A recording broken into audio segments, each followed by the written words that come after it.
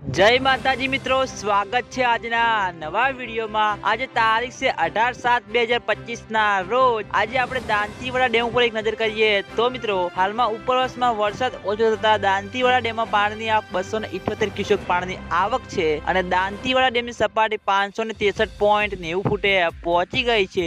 દાંતીવાડા ડેમની ભયાનક સપાટી 604 ફૂટ છે।